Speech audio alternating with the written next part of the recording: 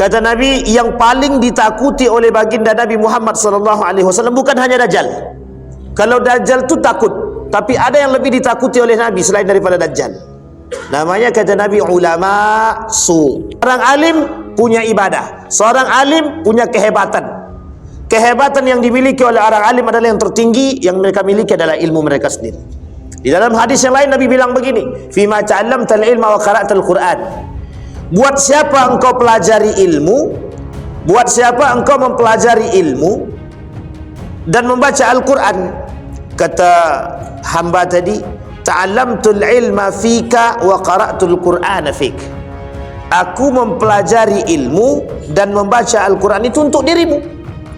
Kemudian dijawab sama hadis tadi, sama Allah, kadzabta wa taqulul malaika kadzabta. Kata Allah, engkau dusta. Kata malaikat, engkau juga dusta, kata dia. Maksudnya yang ngomong yang hamba tadi, disampaikan oleh kata Allah, engkau dusta. Kata malaikat, engkau dusta. Ta'allamtal ilma liyuqalu aliman. Kau pelajari ilmu sekian banyak agar engkau dipanggil orang alim. Assalamualaikum warahmatullahi wabarakatuh. Alhamdulillahi rabbil alamin. Alhamdulillahilladzi an'ama bi ni'matil iman wal islam bihima tatimmus salihat. Asyhadu an la ilaha illallah wahdahu la syarikalah wa asyhadu anna Muhammadan abduhu wa rasuluh la nabiyya ba'd. Allahumma salli wa sallim wa barik ala hadzal nabiyil karim. Allahumma salli ala Muhammad wa ala ali Muhammad fil alamin innaka Hamidum Majid. Ya ayuhan nasu taqu rabbakumul ladzi khalaqakum min nafsin wahidah wa khalaqa minha zawjaha wa batha minhuma rijalan katsiran wa nisaa wattaqullaha alladzi tasaaluna bihi wal arham innallaha kana 'alaikum raqiba. Wa qala Allah ta'ala, ya ayyuhalladzina amanu taqullaha wa qulu qawlan sadida yuslih lakum a'malakum wa yaghfir lakum dhunubakum wa may yuti'illaha wa rasulahu faqad faza fawzan 'azima. Puji syukur kehadirat Allah atas limpahan rahmat dengan mengucapkan alhamdulillahirabbil alamin.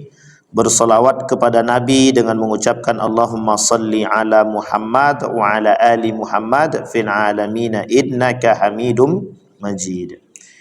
Baik Bapak Ibu sekalian yang berbahagia, bermunajat kepada Allah, mudah-mudahan di maghrib ini Allah melimpahkan rahmat dan karunia-Nya kepada kita semua. Allah sehatkan, Allah kuatkan kita, Allah jadikan kita orang-orang yang istiqamah dalam kebaikan dan ketaatan kepada Allah. Allah jadikan kita orang-orang yang selalu bersyukur akan segala nikmat-Nya, dan Allah jadikan keluarga kita yang sakinah mawaddah warahmah, anak-anak yang saleh dan salihah. Amin ya rabbal alamin. Insyaallah kita semua yang hadir dalam doa kita semoga termasuk orang-orang yang husnul khatimah. Baik, di dalam kitab Asnaful Maghrurin kemarin kita bahas tentang orang-orang yang tertipu dari kalangan orang-orang kafir dalam bab yang pertama, dan kemaksiatan orang-orang beriman kepada Allah sebagai bentuk daripada tertipunya mereka dari perbuatan-perbuatan kemaksiatan. Di dalam bab Ats-Tsani fi bayani maghrurina minal mu'minin, di dalam bab yang kedua Imam Al-Ghazali menjelaskan tentang al-maghrurin. Al-maghrurin itu orang-orang yang tertipu dari kalangan orang-orang yang beriman.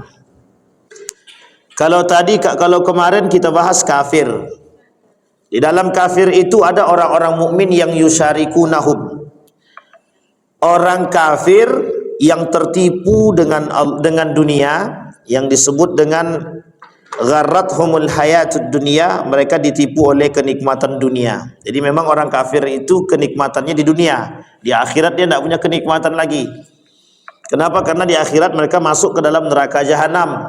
Tetapi dalam poin yang kedua daripada bab yang pertama itu disampaikan ada orang-orang yang mengikuti mereka, yusyarikunahum. Orang-orang kafir diikuti oleh orang-orang, baik orang kafir itu sendiri atau dari kalangan muslim itu sendiri. Orang kafir yang mengikuti kekafiran itu sudah biasa. Yang menjadi persoalan kita ada namanya orang muslim mengikuti kekafiran. Artinya orang muslim mengikuti orang kafir. Ada orang muslim yang mengikuti orang kafir. Bukan hanya ada lagi, bahkan meminta bantuan kepada mereka pun ada. Nah, itu dia. Jadi kalau orang muslim minta bantuan kepada orang kafir, itu secara tidak langsung juga sedang tertipu. Dia tertipu dengan apa? Tertipu dengan kekuatan, dengan kekuasaan yang dimiliki oleh orang kafir tersebut. Misal orang kafir itu punya dana, punya duit misalkan. Ini bukan ya dana ya. Orang kafir itu punya duit. Karena dia mau naik jadi anggota legislatif, dia pinjam duit. Kata orang kafir tadi, aku tak usah pinjam, buat kamu aja. Nanti kalau kau dah duduk kasih aku kekuatan. Nah, ini yang disebut dengan yusarikunahum, bagian daripada itu.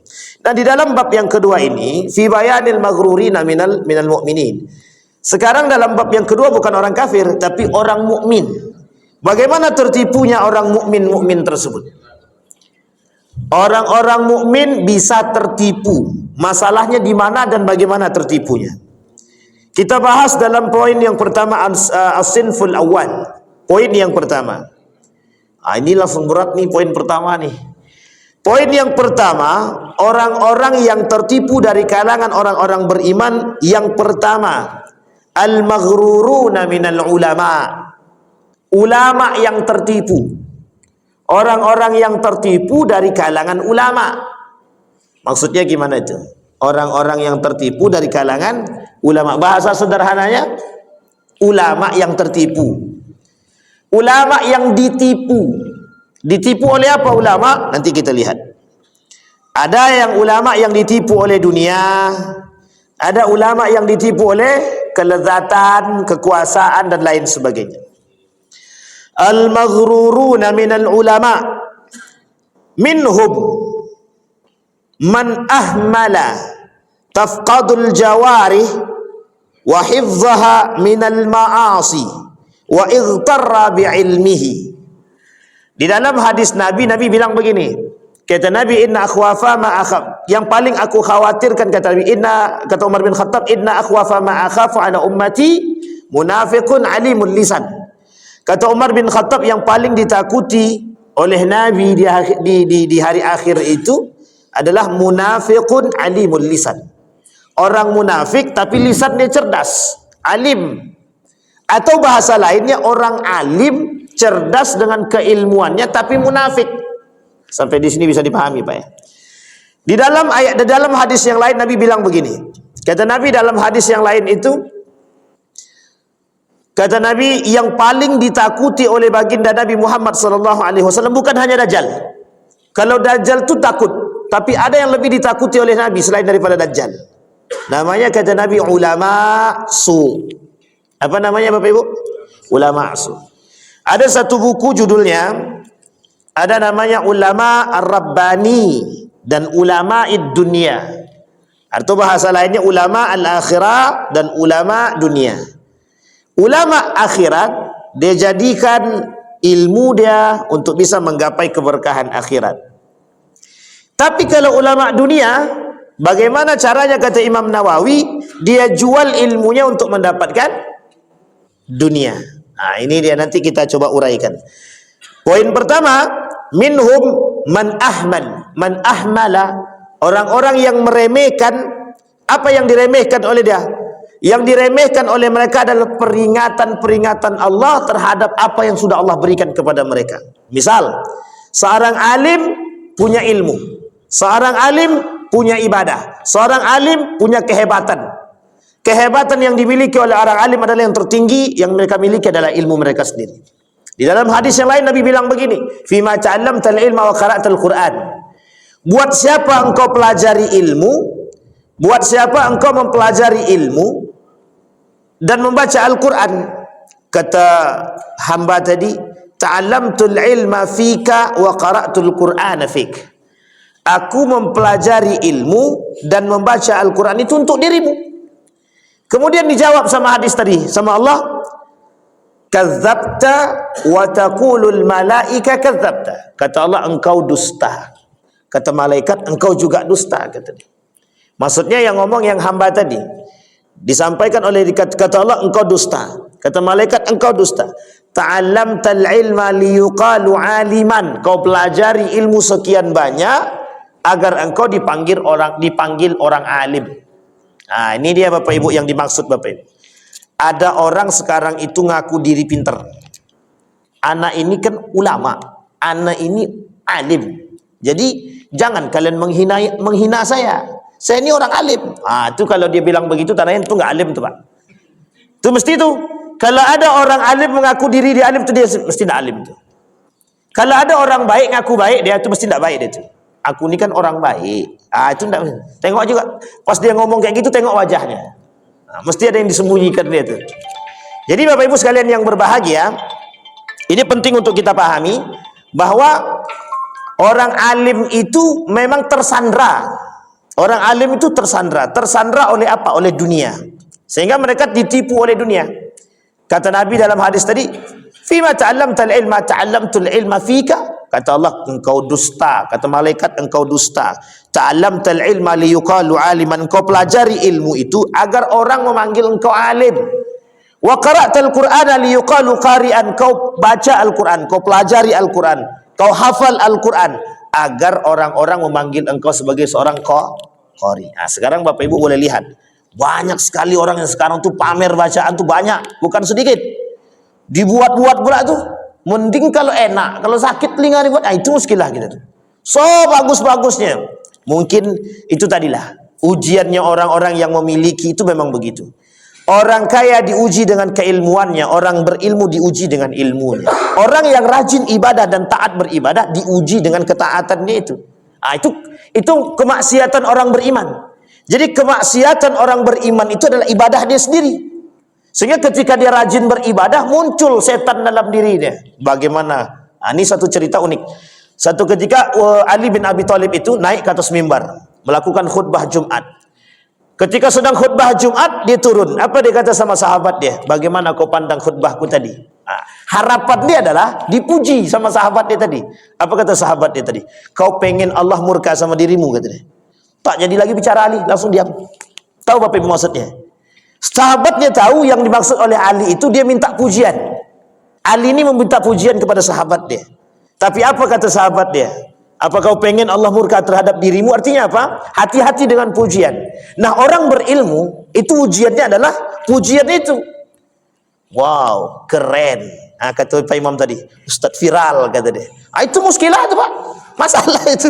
Maka saya bilang dulu, jangan bilang begitu. Itu beban mental itu, beban mental, beban moral dan sebuah beban masuk ke situ Pak. Coba bayangkan itu kalau sempat itu terjadi, nauzubillahi min dzalik, itu berat sekali. Artinya apa? Yang menjadi masalah adalah orang-orang yang berilmu itu dengan keilmuan dia. Kadang-kadang ujiannya bukan hanya datang pada ilmunya saja, kejujuran mereka. Kita ambil contoh Pak ya. Dulu saya pernah ketemu dengan salah seorang Dewan Pengawas Syariah. Jadi ketika kami diskusi tentang salah satu perbankan itu, perbankan syariah, saya bilang ketika beliau membicarakan tentang satu konsep akad dalam perbankan, saya bilang begini, Pak Ustadz itu menggunakan akad yang salah di dalam produk yang salah, saya bilang itu. Produknya apa, akadnya apa? Kemudian Pak Ustadz itu bilang begini, kata beliau, kalau kita tak pakai kayak gitu, banknya rugi. Kalau banknya rugi, kami tak dapat gaji, kata. Astagfirullahaladzim. Kalimat itu yang sampai sekarang saya ingat itu. Tahu maksudnya Bapak Ibu? Artinya apa? Dia bisa memutar sesuatu demi mendapatkan sesuatu. Yang penting aku untung, dia untung, kata dia. Betul juga memang kadang-kadang kita pikir secara rasional betul itu.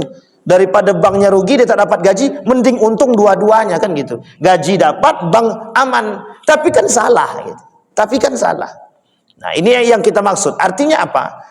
Ada hal-hal yang dilakukan oleh mereka dan mereka terkungkung dengan hal demikian. Maka kata Allah tak salah ketika Nabi berkata dalam hadisnya, ada orang yang mempelajari ilmu tujuannya untuk mendapatkan dunia. Imam Nawawi mengatakan demikian dalam kitab At-Tibyan itu. Kata Imam Nawawi, banyak orang-orang yang mempelajari Al-Quran, tapi tujuannya satu, bagaimana ketika mereka mendapatkan Al-Quran. Jangan salah loh Bapak Ibu, orang yang mempelajari Al-Quran itu Allah angkat derajatnya. Sekalipun dia punya niat yang nggak benar, itu Allah angkat derajatnya.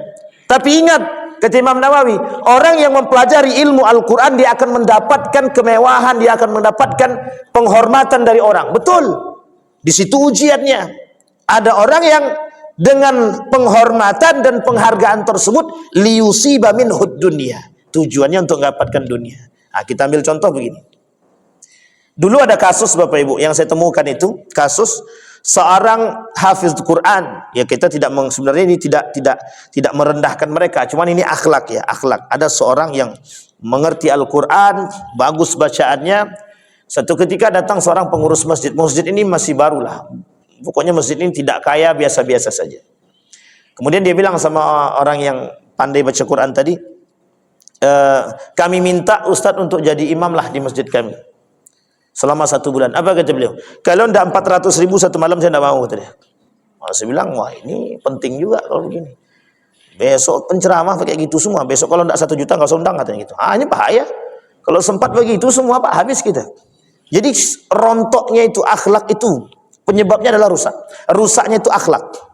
Jadi ilmu tadi, saya ingin katakan kepada Bapak Ibu, goresan kaum liberal itu, goresan kaum orientalis terhadap kita hari ini, itu bagaimana menampakkan kehadapan kita itu bahwa ilmu itu bebas nilai. Ilmu itu bebas nilai. Apa maksudnya ilmu bebas nilai? Jadi Anda mau punya akhlak, nggak punya akhlak itu tidak ada masalah. Yang penting Anda punya ilmu. Bahasa kasar kita begini, lo berilmu, mau sombong kek, mau nggak sombong, nggak ada masalah. Yang penting lo punya ilmu. Makanya ada bahasa di kalangan masyarakat begini, dia sombong masih mending, dia profesor. Ini udah nggak profesor, sekolah tidak, apa yang mau disombongkan? Kalimat ini yang paling sering kita dengar. Jadi boleh orang yang dengan ilmu yang tinggi sombong itu boleh, kata dia. Nah, ini yang menjadi masalah kita. Sehingga ini ada menjadi kacamata, menjadi cerminan. Sampai-sampai ada orang berkata begini, wajar dia sombong, dia kaya. Jadi wajar dia sombong, dia kaya. Jadi orang kaya itu wajar sombong. Pertanyaannya, benar enggak pernyataan itu? Wajar enggak orang kaya sombong? Wajar enggak orang berilmu itu sombong? Secara hukum itu mungkin bagi dia wajar, tetapi secara aksiologi keilmuan itu enggak masuk di akal itu. Dalam tatanan keilmuan bukan hanya ontologi, bukan hanya epistemologi yang dia harus miliki, bukan hanya keilmuan, tapi bagaimana ilmu tadi membentuk karakter-karakter. Sehingga ilmu itu bisa membentuk akhlak. Lah kalau tadi berakhlak apa tak berakhlak tuh? Dah tahu dia masjidnya biasa-biasa aja, dia pasang pula, dia patok lah. Kalau ndak 400.000 aku ndak mau jadi imam deh. Wah, itu bagus juga kalau begitu itu. Dalam bahasa lainnya pengen cepat kaya. 400 kali 30 berapa? Nah, 12 juta 1 bulan. Nggak ngapa-ngapain itu. Masya Allah. Kembali kepada poin tadi Bapak Ibu. Nah, dan itu menjadi kemaksiatan bagi mereka. Nah, maksiatnya orang berilmu adalah ketidakberakhlakan mereka terhadap ilmu, atau ketidakbertanggungjawaban mereka terhadap ilmu yang mereka miliki. Itulah kemaksiatan orang berilmu. Dan ingat, orang-orang berilmu itu mudah tertipu. Bahkan Allah berkata di dalam Al-Quran itu, wa minan nasi may yu'jibuka qawluhu fil hayatid dunya, kata Allah. Ada orang-orang yang berilmu itu bisa menipu orang lain dengan keilmuan mereka. Kita ini bisa tertipu dengan orang-orang berilmu. Kalaulah yang orang berilmu itu gelarnya profesor dan lain sebagainya. Mohon maaf Bapak Ibu, yang bilang jilbab, yang bilang apa namanya paskibra nggak usah pakai jilbab, itu ngomong siapa? Profesor itu. Sama kan yang bilang jilbab tidak wajib itu profesor juga. Gitu. Jadi apa ya? Yang bilang Islam itu tidak semua, yang bilang bukan hanya Islam agama yang benar, itu juga profesor itu. Banyak yang keblinger kayak gitu, banyak. Jadi mereka tertipu oleh dunia mereka gitu. Saking tingginya ilmu justru membuat mereka semakin jauh daripada nilai-nilai keagamaan gitu. Artinya apa? Mereka merasa otak mereka ini, galian ilmu mereka itu sudah terlalu tinggi. Sehingga ketika mereka tinggi dengan keilmuan mereka, mereka bebas berbicara apapun yang mereka bisa ingin bicarakan. Nah, ini yang menjadi persoalan. Di dalam dunia orientalis, di dalam dunia Eropa, ilmu itu bebas nilai. Orang yang sudah tinggi keilmuannya, dia bebas berbicara apapun yang dia inginkan. Sama seperti perilaku daripada teori Darwin. Darwin itu dianggap seorang ilmuwan. Jadi segila apapun Darwin itu, tetap ilmunya bakal dijaga. Kita ambil contoh yang lain adalah siapa namanya itu? Masya Allah, Frederick Engel. Frederick Engel sampai bilang Tuhan itu sudah membusuk, sudah mati gitu deh. Ini ada seorang ilmuwan barat. Kata dia, Tuhan itu sudah mati. Gitu. Tuhan itu sudah membusuk. Gitu deh. Jadi saking tingginya akalnya, bebas berbicara apapun yang mereka ingin katakan. Sampai mohon maaf kadang-kadang menghina Tuhan gitu. Nah, ini yang menjadi persoalan kita. Maka ightarra, kata para ulama, kata Imam Al-Ghazali, mereka ightarra bi'ilmihi, mereka tertipu dengan ilmu mereka sendiri. Wa minhum man ghafalu an qulubihim. Orang berilmu itu kadang-kadang itu keras hati. Ini mohon maaf ya, keras hati. Kok bisa keras hati? Jadi merasa paling benar. Ada namanya qaswatul qalbi namanya. Orang yang dengan ilmu dia itu bisa membuat diri dia tertipu. Apa tertipunya mereka? Ghafalu an qulubihim. Mereka kadang-kadang lupa dengan hati mereka. Jadi mohon maaf Bapak Ibu, orang berilmu, Imam Ghazali, Sayyid Nursi, kita ambil Sayyid Nursi saja. Sayyid Nursi itu tinggi, ilmunya tinggi.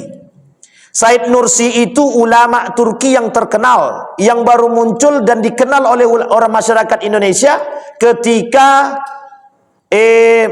novelnya Habibur Rahman El-Siraji keluar. Judulnya Api Tauhid. Nah, ada pernah baca belum? Belum kan? Baca. Api Tauhid. Itu muncul nama seorang ulama terkenal namanya Sayyid Nursi. Dia punya buku judulnya Rasailun Nur, dan itu sudah dibagi-bagi. Ternyata dia dikenal sebagai seorang ulama namanya Badi'uz Zaman, manusia yang paling aneh sepanjang zaman. Setelah Imam setelah Imam Syafi'i. Jadi Imam Syafi'i itu Badi'uz Zaman yang pertama, yang kedua itu disandarkan kepada Sayyid Nursi. Saking tingginya ilmu dia, Pak. Saking tinggi ilmunya. Suatu ketika ketinggian ilmu itu membuat dia terawang-awang, bimbang dengan diri dia sendiri. Semua ketika diajak debat dia menang terus. Seantera Turki itu tahu dia kehebatan ilmu dia. Badan kecil, otak cerdas, begitulah bahasanya. Sama kayak Imam Syafi'i, cerdasnya gitu. Tapi mungkin lebih cerdas Imam Syafi'i karena sudah didahului oleh Imam Syafi'i. Hafal Quran di umur yang sangat belia. Saking tingginya keilmuan dia. Satu ketika dia terusik, kok hatinya terusik. Kok tidak tenang, ada resah dan gelisah. Tapi dia tidak tahu apa penyebab kegelisahan itu. Disinilah kemudian dia mengambil sekitar 1 bulan. Dia cari tempat untuk beruzlah. Disitulah dia temukan. Makanya mohon maaf Bapak Ibu, Imam Al-Ghazali juga begitu. Saking tingginya ilmu filsafat yang dia miliki. Dia lama dengan filsafat itu, Imam Ghazali itu lama. Tapi satu ketika dia merasa gelisah, kok kayak ada yang hilang, kata dia. Inilah awal mula Imam Al-Ghazali pindah menjadi seorang ahli tasawuf. Dari seorang yang ahli filsafat berubah menjadi ahli tasawuf. Ada alasannya, ada. Maka kalau ada ulama sekarang bilang keras hati kalau berdebat tuh, memang iya. Keras hati. Orang yang suka debat tuh cepat keras hati dia. Kadang mohon maaf, setan tuh lewat dia. Sedang asik berdebat, lewat setan. Yuk, kau pasti menang, kata setan tadi. Jadi ketika dia menang, timbul rasa bangga dalam diri tadi. Nah, inilah penyebabnya, Pak. Keras hati tadi. Berarti kita tidak usah debat, Pak Ustaz. Tengok kondisi.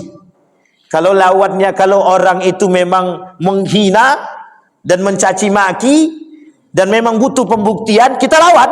Kalau kita diam, kita injak. Tapi kalau seandainya tidak butuh pembuktian, ya nggak perlu. Kita ambil contoh. Sekarang ini ada kasus orang menganggap diri paling benar dari satu kelompok terhadap kelompok yang lain. Kita ambil misalkan kelompok Wahabi. Menganggap diri paling benar misalkan. Kalau mereka memang ingin berdebat, debat saja, tidak ada masalah. Dengan catatan berani menerima argumen setiap kelompok. Misalkan teman-teman Salafi berani menerima kelompok, misalkan pendapat daripada kelompok misalkan Nahdlatul Ulama atau Muhammadiyah atau Persis dan lain sebagainya, atau sebaliknya. Tapi jangan saling berdebat, tapi mohon maaf, berdebat dengan syaitan. Paham maksudnya Bapak Ibu? Artinya apa? Berdebat dengan kebencian. Yang diperdebatkan keilmuan, bukan kebencian. Nah, yang sekarang Bapak Ibu tengok tuh berdebat dengan kebencian. Saling menghujat satu sama lain, ketika diajak ketemu diam semua. Ah, ini masalah itu di situ. Artinya apa? Kita butuh. Nah, keilmuan itu ketika mereka lalai dengan hati mereka, mohon maaf, orang yang tinggi keilmuan dia, itu bisa menyebabkan hati dia lalai.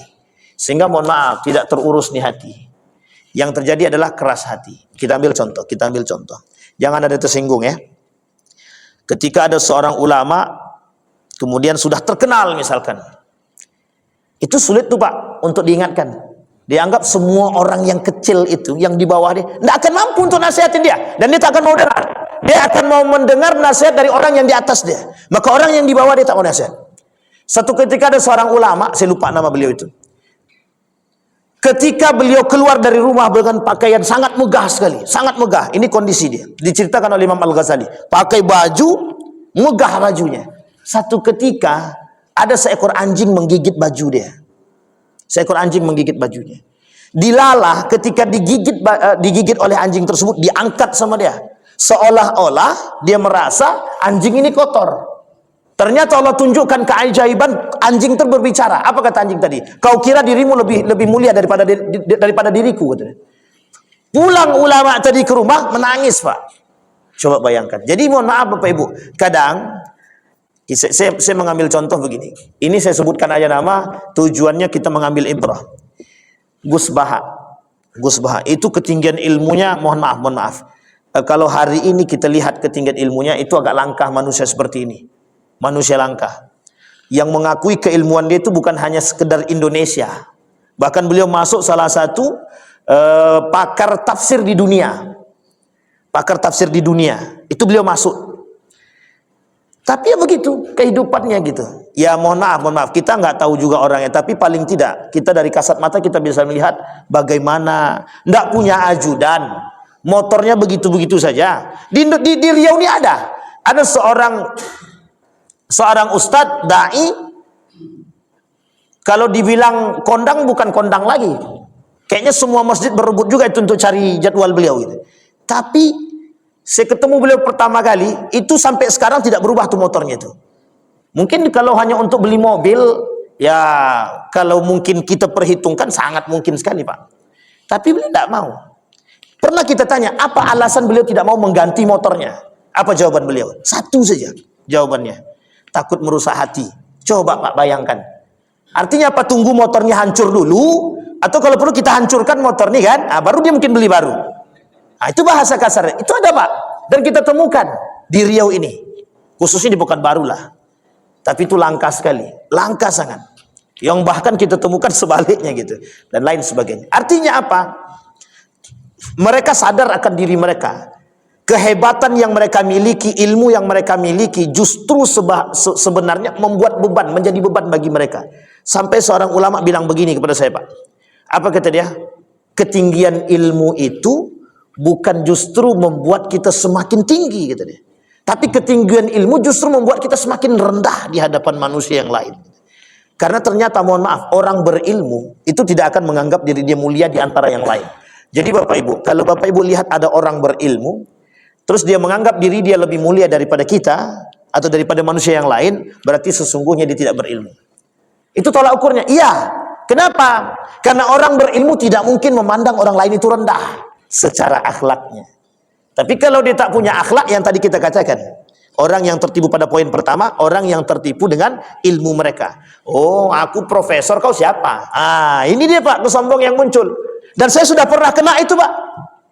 Waktu saya menyelesaikan S2, belum selesai, berdebatlah kami tentang Syiah. Apa kata beliau? Waktu itu beliau sudah PhD, keluaran dari Belanda. Kau baru S2 pun belum selesai, kata dia.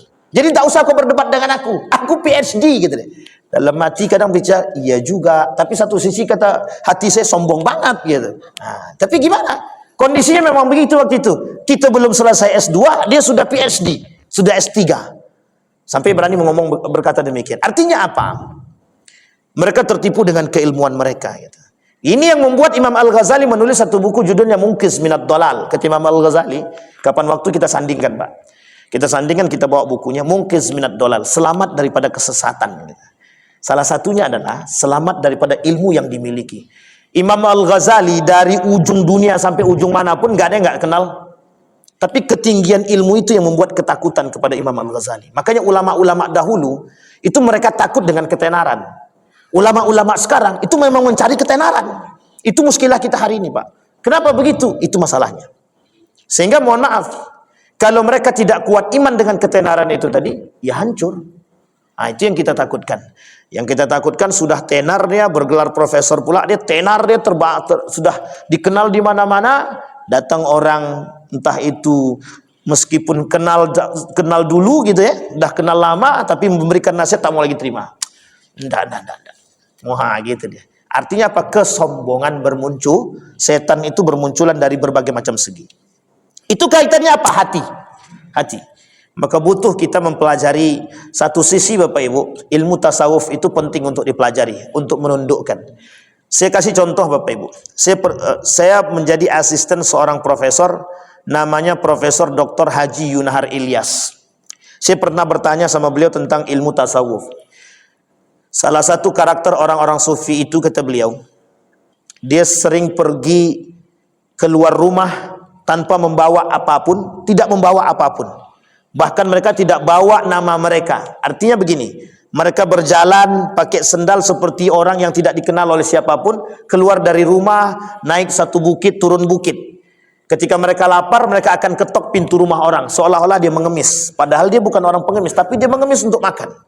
Saya tanya, apa tujuan mereka begitu? Kata beliau, tujuannya satu, menundukkan hawa nafsu. Katanya. Coba bayangkan Pak, orang berilmu mengetok pintu rumah orang dan mengemis. Sama dengan yang tadi yang kita katakan, berilmu dia ditundukkan oleh seekor anjing. Apa kata anjing? Apa kau kira dirimu lebih mulia daripada diriku? Apa yang terjadi? Malu pulang ke rumah, menangis. Ternyata diriku sama.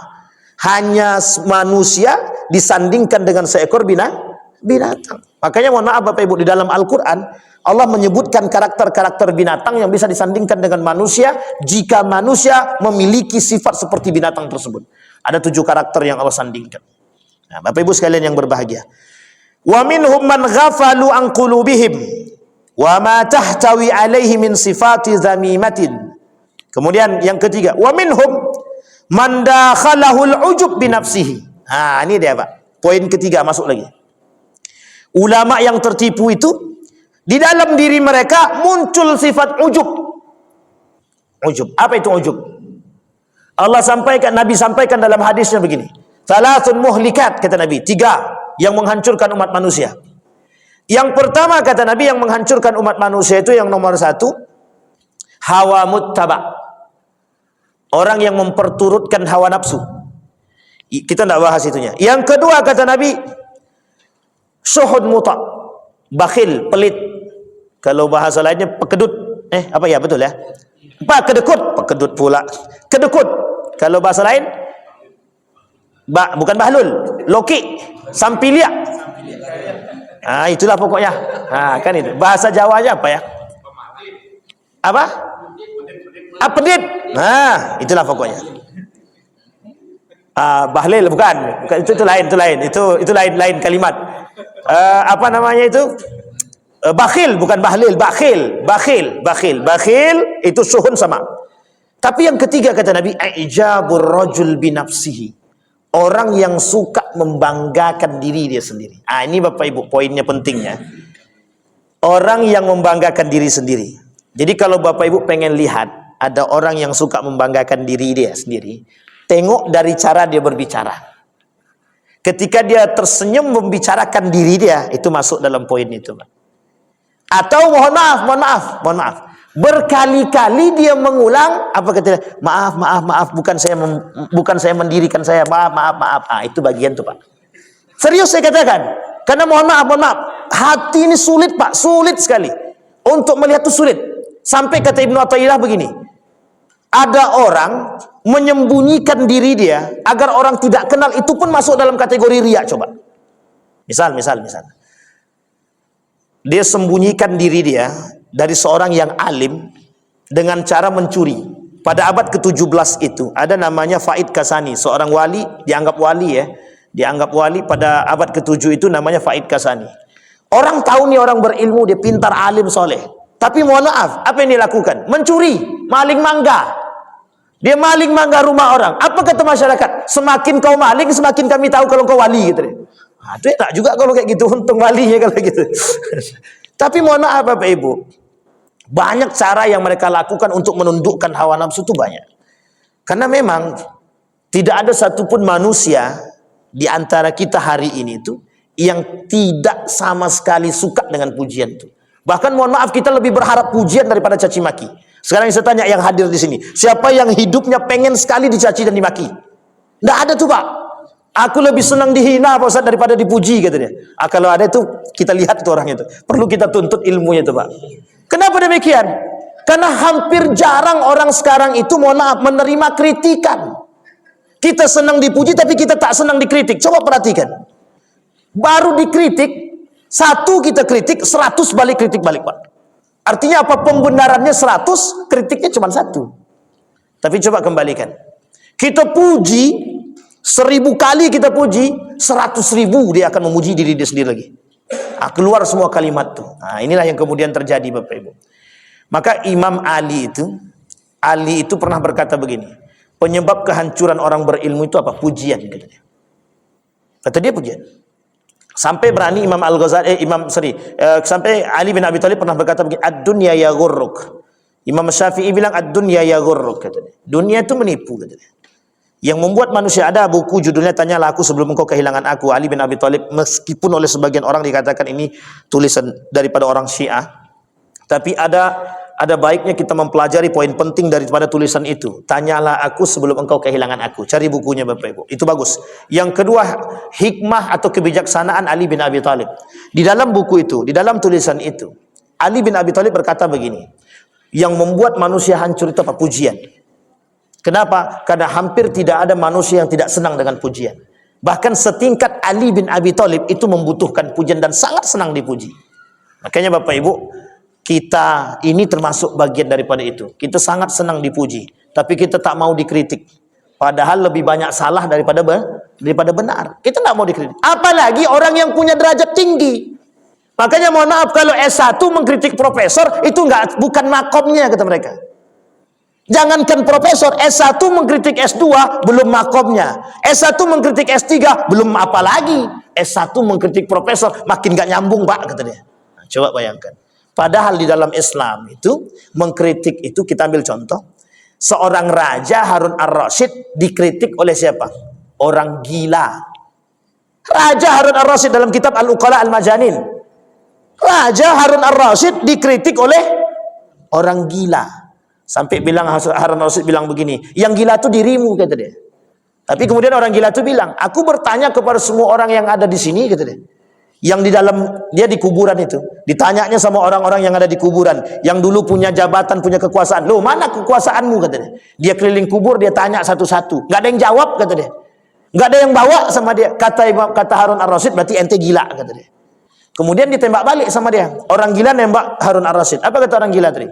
Engkau kayakan dirimu, istanamu, pejabatmu, panglima-panglimamu, semua yang kau kayakan itu tidak engkau bawa mati. Menangis Harun ar-Rasyid. Cuma mendengar perkataan orang gila. Hari ini perkataan orang gila mana yang kita dengar? Tidak ada, Pak. Orang gila kok didengar, kata dia. Betul kan bahasa kita begitu. Tapi kan belum tentu semua itu gila. Bisa jadi gila yang dimaksud adalah gila kepada Allah. Nah, di dalam kitab Al-Uqala Al-Majanin itu rata-rata semua ulama yang ditulis dalam itu adalah gila kepada Allah. Mereka ingin ingatkan kepada Harun ar-Rasyid waktu itu, orang gila tadi, ingatkan, engkau itu di dunia engkau megahkan segalanya, tapi engkau lupa kepada Allah, kata dia. Inilah yang terjadi, Bapak Ibu. Makanya kenapa salah satu ciri karakter ulama-ulama Mesir itu, saya dapat cerita dari kawan-kawan itu, bahkan kata kawan itu gini, ada seorang ulama terkenal di Mesir itu, kalau ngajar di Al-Azhar itu, Bapak Ibu, kalau udah jadi dosen di Al-Azhar Mesir itu mesti dah kehidupannya udah jamin. Tapi cara mereka menundukkan kesombongan dalam diri mereka, ada yang tukang sol sepatu. Tahu tukang sol sepatu, Pak? Ada yang tukang pel. Saya pernah ketemu, Pak, seorang ulama dari Afghanistan, dia tukang pel Masjidil Haram. Jadi tukang pel. Kita cari tahu tuh, Pak, namanya, kita kenalan. Setelah kenalan, mohon maaf kan ketika sekarang ini kan sudah bisa kita cari buka Google kan bisa kelihatan. Ternyata bukan orang biasa. Cara dia menundukkan hawa nafsu dia datang ke Masjidil Haram sebagai pelayan, tukang pel lantai, Pak. Ada seorang kiai saya temukan di 2010 waktu saya berangkat haji, kalau saya tak salah 2010. Seorang pimpinan pondok pesantren di Jawa. Dia datang ke Mekah, itu cuman jadi tukang pel. Sudah berapa lama di sini, Pak? Saya bilang. Kami diskusi seolah-olah, mohon maaf, seolah-olah saya lebih baik daripada beliau karena beliau tukang pel. Ternyata pimpinan pesantren. Coba, ketika ditanya cuman satu jawabannya, menundukkan hawa nafsu. Artinya apa? Bagi seorang pimpinan itu sangat mudah bagi mereka untuk cari kemuliaan itu.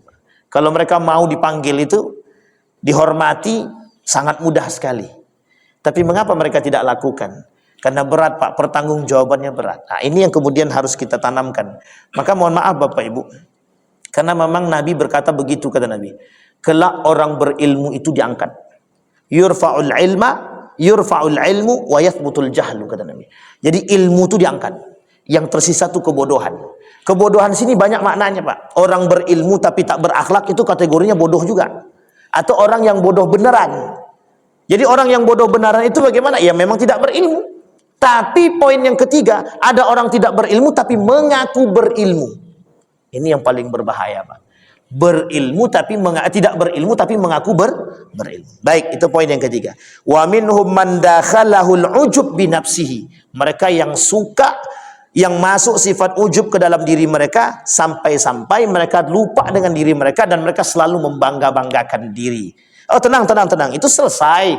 Aku kan pakarnya di bidang itu. Nah inilah contohnya paling tidak. Aku kan pakar itu. Pakar apa? Aku pakar hadis. Nah, misal. S1, S2, S3 hadis kok. Tenang. Aku pakar hadis. Nah, kalau ada yang begitu tinggalkan aja lah. Tinggalkan. Karena Allah kata begitu dalam Al-Quran. Kata Allah di dalam Al-Quran, فَلَا تَقْعُدُ مَعَهُمْ. Jangan duduk bersama mereka. Kalau kita masih duduk bersama mereka, kata Allah, idzan antum mithluhum. Kalau engkau duduk bersama mereka, paling tidak sedikit demi sedikit engkau akan kecipratan kesombongan mereka. Nah, berat Pak. Nah, ini kajiannya tasawuf kalau begitu. Nah, ini cocok kalau Ustaz Fajri kan, atau para ustaz-ustaz yang tasawuf yang lainnya cocok tuh. Kalau awak agak cocok, agak susah sedikit. Wa zaharat alaihi makhayilul al-kibr war riyasah. Tampak dalam diri mereka itu, atau mereka menampakkan sedikit demi sedikit kesombongan mereka, kekuasaan mereka, kehebatan mereka, jabatan mereka. Nah, jadi dengan rasa ujub tadi dalam diri seseorang tadi itu nampak. Mereka mulai memunculkan gini dan lain sebagainya. Na'udzubillahi tsumma. Kita selalu berdoa Bapak Ibu. Saya berharap kepada kita semua, jamaah semua, siapapun asatidnya, kita berdoa kepada Allah. Kita diberikan para da'i-da'i yang baik, kita diberikan ulama-ulama yang rendah hati, ulama-ulama yang baik sikapnya, akhlaknya dan lain sebagainya. Dan ini penting Bapak Ibu. Karena saya tidak tahu apakah banyak ulama jamaah mendoakan para da'i itu atau tidak, itu kita nggak tahu. Sampai mohon maaf kita jujur-jujur aja Bapak Ibu. Coba Bapak Ibu keliling masjid itu. Di mana masjid-masjid yang mendoakan pemimpin? Kita ada Pak. Kita berharap pemimpin yang adil, tapi tak ada yang berdoa. Kita berharap punya ulama yang baik, mufti, tapi kita jarang mendoakan mereka gitu. Boro-boro doain mereka, doa diri sendiri aja lupa gitu kan. Ini muskilah kadang-kadang. Padahal kata Nabi yang terbaik itu adalah mendoakan orang lain, sehingga kita kalau perlu jangan kasih celah untuk mendoakan diri sendiri. Sebanyak mungkin doakan orang agar doa yang kita doakan kepada orang lain kembali. Baik, yang terakhir. Maksudnya terakhir dalam poin ini. Wa minhum man ahmala baqaya min khifaya au khufaya makayidus syaitan wa khabaya khad'in nafas. Jadi Bapak Ibu, mereka meremehkan tipu daya syaitan, makarnya setan. Makar setan-setan tadi dengan keilmuan mereka masuk pada diri mereka sedikit demi sedikit, dan setan kasih celah sedikit demi sedikit. Kita ambil contoh. Seorang ulama itu dia mesti menjaga diri, Maka ada cerita yang unik begini. Seorang yang alim, rajin ibadah, ketika dihadapkan seorang perempuan untuk berzina tak mau. Ketika dihadapkan untuk berbuat maksiat yang lain tak mau. Ketika dikurung di dalam rumah, ini cerita yang lama disampaikan oleh Zainuddin MZ ya. Masuk dalam rumah, jadi laki-laki yang alim tadi ditawan. Di dalam itu ada 3, disuruh berzina, dia tak mau, pilih berzina, membunuh anak, atau minum khamar. 3. Di antara 3 ini, yang paling kecil dosanya adalah minum khamar. Membunuh, faka'annama qatalan nasa jami'an. Kalau dia membunuh seperti membunuh semua manusia, artinya dosa besar. Yang kedua, kalau dia berzina masuk dosa besar. Kalau dia minum khamar memang dosa besar, tapi tidak terlalu sebesar yang lain gitu. Sehingga kata orang alim tadi, aku pilih yang nomor 3 saja. Dipilihnya siapa dipilihnya? Minum khamar tadi. Minum khamar sudah diminumnya, perempuan dizinahinya, anak pun dibunuhnya. Hilang tiga-tiga kali. Jadi setan tuh, jadi jangan salah Bapak Ibu. Dia yang paling sering kelihatan begini. Setan tuh punya celah. Jadi dengan orang berilmu tuh paling unik kata setan tuh. Paling enak menghasut orang berilmu, apalagi orang-orang yang bisa, yang mengerti. Kita ambil contoh orang yang bisa baca Quran. Nah, Pak Imam jangan tersinggung ya Pak Imam ya. Jadi apa kata setan tadi? Ayo, bacaanmu bagus kan? Kata dia. Sekarang bagus-bagus kan bacaanmu. Kalau bisa pakai surat yang panjang, kata dia gitu. Itu setan. Setan. Itu memang hasutan setan. Betul enggak Pak Imam? Ketika sudah ngomong begitu, karena muncul rasa ingin, mohon maaf Bapak Ibu, ini tersembunyi, ini kaitannya udah kajiannya Ibnul Qayyim Al-Jauziyah kata dia, penyakit hati. Dan sangat berat Pak, sangat berat, mohon maaf sangat berat. Ketika kita jadi imam dan orang senang dengan suara kita, setan masuk di situ. Nggak usah khawatir, orang kan senang dengan suaramu. Kau panjangkan sampai 15 surat pun tak ada masalah itu kata dia. Coba bayangkan. Kalau Nabi jelas kenabiannya, setan pun takut dengan Nabi. Misal Nabi sholat subuh 2 surat yang dibaca, Al-Baqarah 1, Al-Imran 1. Tapi kalau seandainya mohon maaf kita sekarang nih, jangankan surat Ali Imran, nggak usah Ali Imran lah, yang hari Jumat itu apa namanya?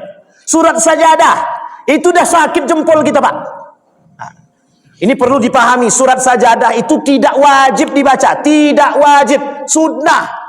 Yang kita takutkan Pak, mohon maaf, besok kalau setiap Jumat orang baca surat Sajadah, generasi selanjutnya akan paham bahwa surat Sajadah itu tahu Bapak Ibu kenapa Nabi cuma 3 kali sholat tarawih di masjid? Kata Nabi cuma satu alasannya, aku takut kalau orang menganggap sholat tarawih ini wajib. Akhirnya setelah itu orang sholat di rumah semua. Barulah muncul pada masa Umar bin Khattab menjadi satu tradisi yang diamini oleh para masyarakat ketika itu. Makanya kata Umar bin Khattab, ni'mal bid'ah yang paling nikmat itu sholat tarawih itu. Itu ijtihadnya Umar bin Khattab. Sampai di sini bisa dipahami Bapak Ibu. Maka mohon maaf Bapak Ibu, kalimat ta'awuz itu oleh para ulama sangat berpengaruh dalam lidahnya atau lisannya seorang alim. Perbanyaklah berta'awuz kata dia. Karena setiap celah kehidupan kita itu tiada henti dari gangguan setan itu tidak ada. Sangat-sangat sulit. Seorang ayah yang sudah kuat menahan diri dia untuk tidak marah kepada anaknya, datang celah, datang setan tuh. Tuh tengok tuh. Semakin banyak kan, semakin kau diamkan, semakin banyak. Kata setan, dia juga kata dia. Nafsu itu naik. Inilah kemudian cara-cara setan menghasut kita itu begitu. Jadi banyak cara. Maka dalam kitab ini ada kaitannya dengan kitab-kitab tertentu. Kita ambil contoh misalkan Talbisul Iblis. Jadi cara-cara iblis untuk masuk kepada orang-orang. Nah, dalam kitab Talbisul Iblis itu ada pembahasan ulama-ulama su itu ada. Bahkan Imam Al-Ghazali dalam kitab yang lain namanya Ihya Ulumuddin itu ada pembahasan khusus dan panjang. Pembahasannya adalah tentang ulama su. Nah, itu yang perlu kita pahami dalam poin kita hari ini Bapak Ibu. Yang pertama kata Imam Al-Ghazali, orang mukmin yang tertipu yang pertama yang dibahas oleh beliau adalah al-ulama. Kenapa? Karena kelak kata Nabi yang paling berbahaya bukan dajjal tapi ulama seorang alim yang punya karakter yang buruk. Nanti kita perpanjang Bapak Ibu, masih panjang poin ulama su itu, mungkin tak selesai tak tidak. Ulama su itu. Ini abang-abang depan ini senang nih Bapak Ibu kalau udah masalah ulama su itu. Na'udzubillah tsumma na'udzubillah. Saya kira itu saja Bapak Ibu sekalian yang berbahagia, mudah-mudahan ada manfaatnya bagi kita semua. Mudah-mudahan bisa menjadi panutan bagi kita, mudah-mudahan bisa penuntun kita untuk menjadi lebih baik. Mudah-mudahan kita bisa semakin menjadi orang-orang yang dicintai oleh Allah dan diridainya. Fa'tabiru ya ulil absar la'allakum tuflihun. Assalamualaikum warahmatullahi wabarakatuh.